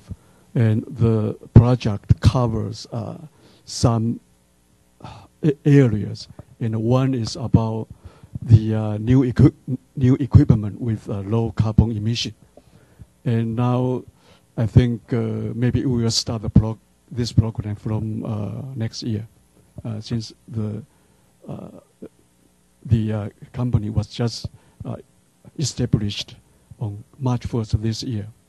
And second, I think we try to improve our container truck emission. Also, we needed to provide some incentive. And now we are working on container truck reporting system, allow them to report when they will come to the port. And maybe in this way we can reduce the traffic jam. Also, we will provide some incentive, but all the money will be from this port company. And since we don't have the budget this year, but we will begin the program from next year. Thank you.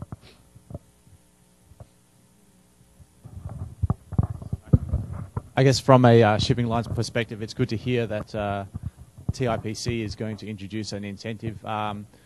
In Hong Kong, for example, it costs us about $1 million a year US to participate in the fair trade agreement, and that's voluntary. You can hear me now? Yeah. So if you hear that, it's about $1 million a year to participate voluntarily in the fair trade agreement, the Fair Winds Trade Charter in Hong Kong. So to TIPC, I guess 500 million NT. It sounds like a lot, but across if you every shipping line, it's $1 million. If you're looking at just Hong Kong, it's $1 million US, around about. So it's something that it's certainly encouraged, but it's something that I think needs to be considered a lot more on how to get the shipping lines to voluntarily do it. But again, looking at might be not just the cost, but what's happening on the land side.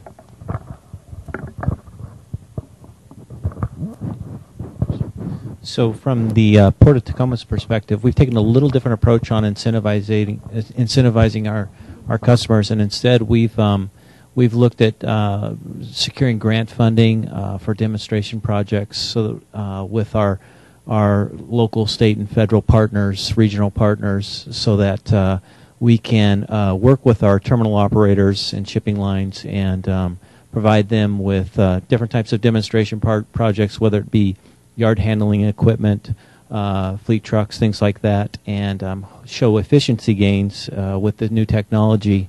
And so it's really about securing grant funding and then providing the staff resources through the port to assist our customers. Yeah, I think the original part of the original question is where does the money come from, and the money doesn't come from it doesn't show up on trees. So I mean, it really takes a big commitment from the ports themselves to invest into these incentive programs. But I think that one of the points of incentive programs, you can't have an ongoing incentive program. You can't have an incentive program go on forever. That's not sustainable. I think you have to look at incentives as a ways to get people to start doing things differently, to start incentivizing them early on. We had our fuel switch program that the intent of it was to get people used to switching fuel by giving them an incentive, and it was eventually going to be overtaken by the CARB rule. So we thought that was a good use of incentive funding. But I think that if you have an incentive program that you expect to be around for 10, 20, 30 years, then you should probably rethink your approach. So.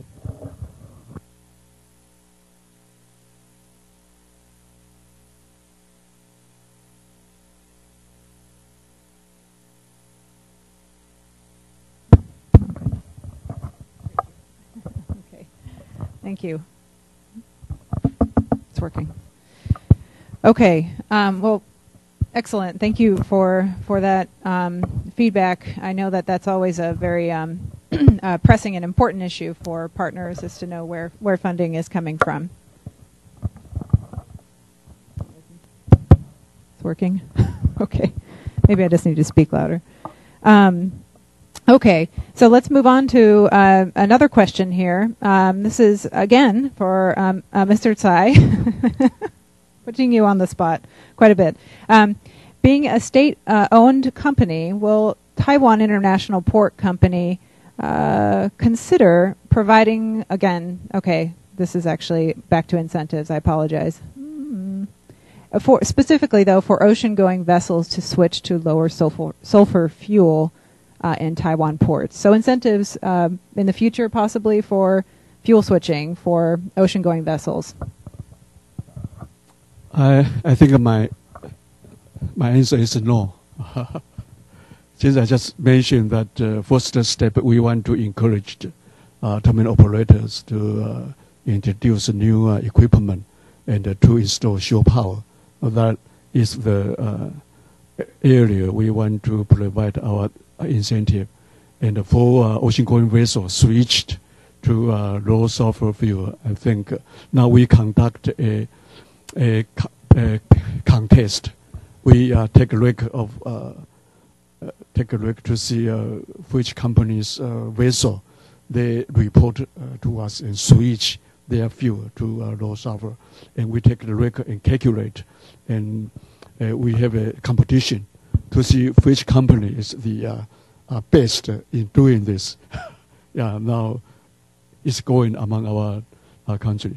But for this switch fuel, I think maybe we will think about that, and particularly we're thinking maybe our Taiwan EP will help us to do this, since this is a policy to reduce our air pollution. So maybe after this symposium, I will discuss with people from EPA to see if it's possible. Maybe I also can follow up on this issue. As a terminal operator, I just mentioned the shore power supplied to the vessel. Actually, this shore power, according to the current system, as you know, in Taiwan, all the system is monopoly, supplied by Thai Power. And Thai Power, they set up a very high tariff. This kind of tariff cannot meet the vessel requirement, because with the vessel they generate their electricity, their cost is much lower than Thai Power, this kind of electricity tariff. So, this green issue, not only in the terminal, but the vessel, got to all the relevant parties work together, not only, the Taiwan International Port and Company, but also in Taiwan, all the relevant department, like environment or power system or all this kind of authority got to work together. That's my comment. Thank you. Okay. I'm going to move on to another question. I believe this was directed at Maersk Line. Can you elaborate a bit on your experience with seawater scrubbers?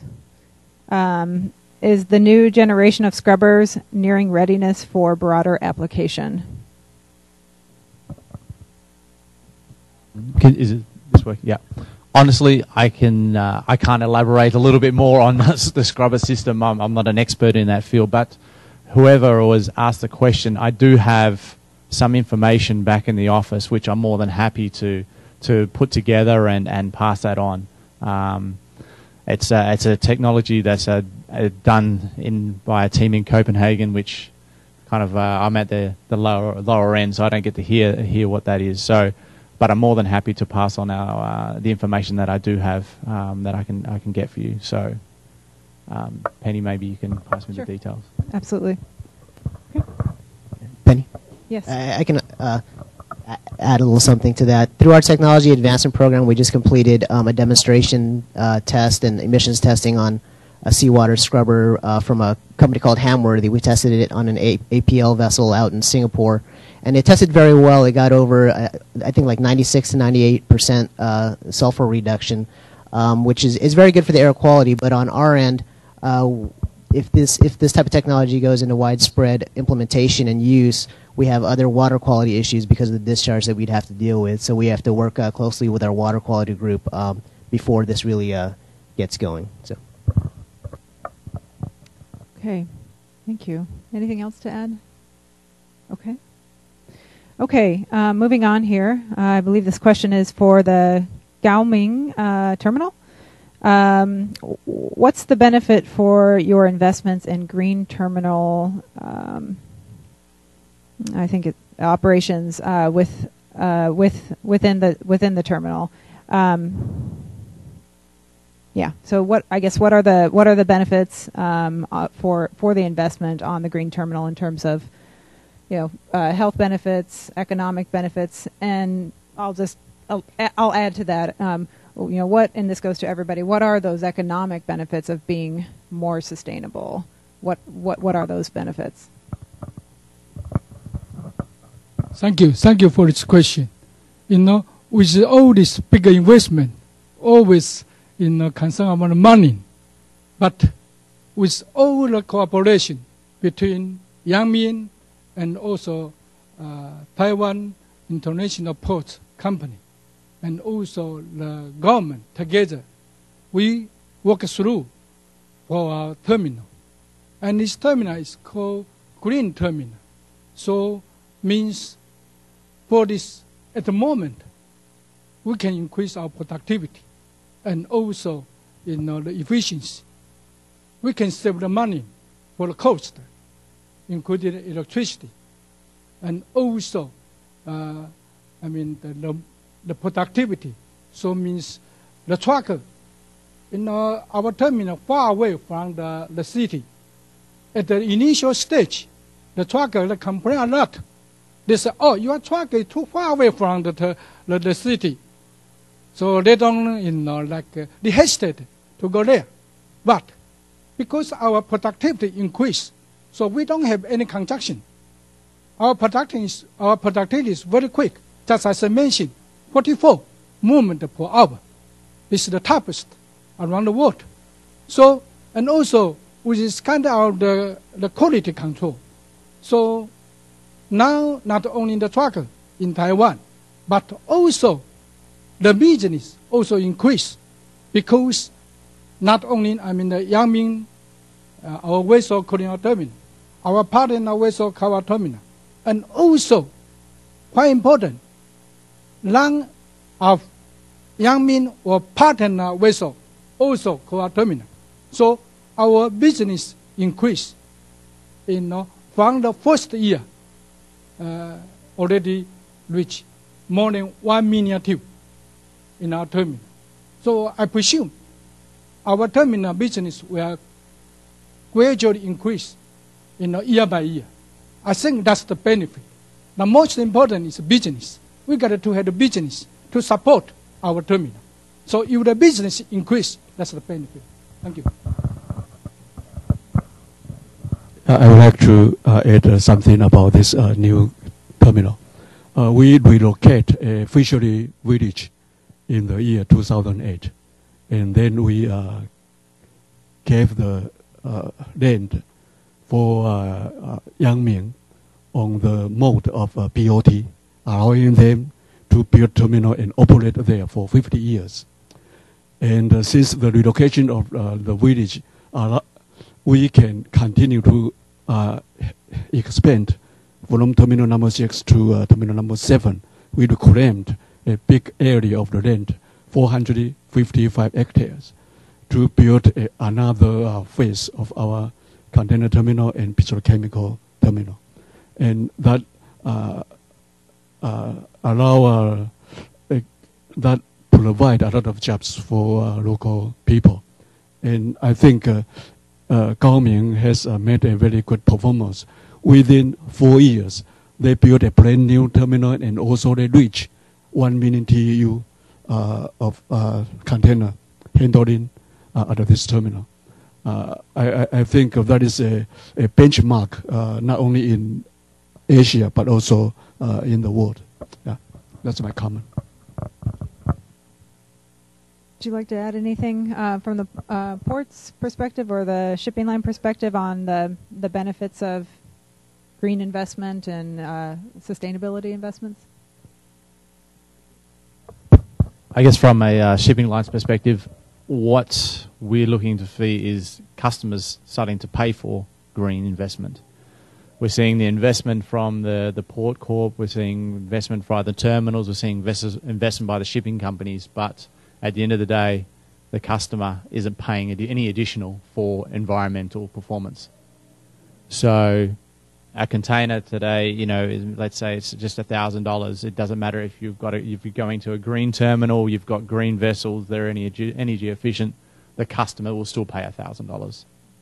And I think that's probably the next step, is that we've got to see the change in behaviour as well from the our customers that they've got to recognise the money that we're spending on this and see that that is a differentiator. And that's why we're partnering with certain customers, because now it's becoming part of their requirements to have this. So to hear that the ports are doing it, to hear that terminals are focusing on it, shipping lines are doing it, we're seeing it more and more as a requirement from our shippers, but we're still not seeing them paying any extra.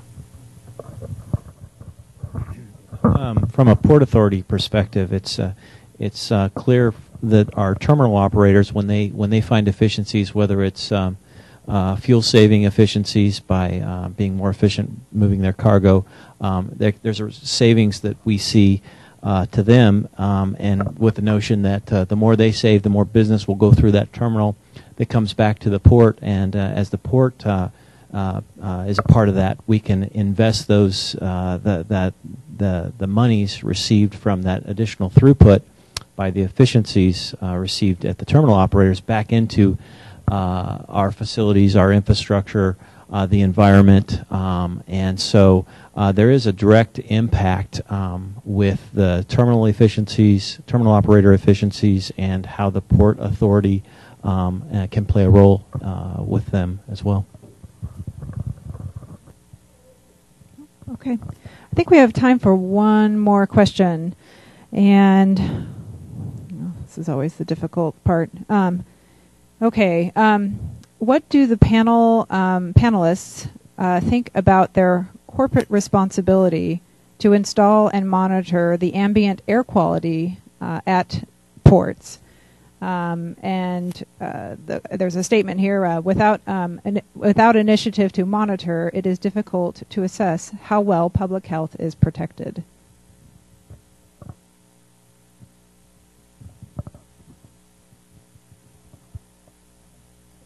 Just working. Okay. So the Port of Tacoma is actually in a PM 2.5 non-attainment area. It's actually Tacoma Pierce County non-attainment zone. Interestingly enough, it's not related to burning diesel. It's primarily related to wood smoke. So in the winter months, our community there's a lot of wood burning devices, and in fact, on some of those colder, more stagnant days with the wood burning devices, the PM 2.5 level spikes in our community, and it's noticeable, and we've exceeded the EPA allowed thresholds for that. So the Port of Tacoma does monitor. We have a monitoring station in the tide flats where our core industrial cargo handling areas are, and in fact we monitor that quite closely with the regulatory authorities to make sure that we understand where the PM 2.5 is coming from, and that is vital. That is key. It's key for a couple different reasons. It's key to be able to explain to the regulators what contributions the port is contributing to the PM 2.5 non-attainment, but it's also key for our community and our stakeholders so that they understand what the port's contribution is and, in fact, what the port is doing to help eliminate or reduce those PM 2.5 emissions. Just because it's primarily a wood burning device issue doesn't mean that the port doesn't have a role to play. We take that seriously and work real closely with our community, with our Clean Air Agency, to look for ways to reduce our share of that PM 2.5. That was very well said on Jason's part. I'm just gonna take his answer. No, I'm just kidding. I do want to add that we have a monitoring network at the Port of LA. We have a station located specifically in the community of San Pedro and one in Wilmington. And we also have one on Terminal Island, what we call our source-dominated station, because that's right in the heart of port activity. We also have a fourth one that's located in our outer portion of the harbor, and that's kind of our ambient. We consider that one our ambient monitoring station. So it's kind of the ambient air port activity. But we use those. We do our emissions inventory based on modeling information. We do use the monitoring stations to track trends because to see how we're doing over the years. But there is some. We don't use it to as accurately as we should because we think that there's a lot of other activity going on. There's a lot of construction activity at the port, and we're next to a lot of refineries So we use it particularly as a service to the community so they can see what their area is like that day because we do provide real-time monitoring. We also use it to track what we model. Okay, great. Would you like to add anything? Okay, I just mentioned that every project in our port must go through EIA and follow up by monitoring system. And the second thing I want to mention is that in our conventional terminal, we put a lot of effort to control dust. And also we install a monitoring system. And since along the development of the port, and more people move to live near the port, and then they say, okay, the port operation causes a lot of noise, pollution. They ask the port operation to move away. So I just mentioned that we try to reclaim a big area of land, and now we try to work to relocate those conventional cargo operation to further to remote place away from downtown city. Thank you. Okay, I'm looking at the clock, and we're just about a minute over time, which is pretty good. I believe we have refreshments outside, so there's time for a break and to continue the conversation with our panelists during the break. So please be back here in 15 minutes, please, at 10:45.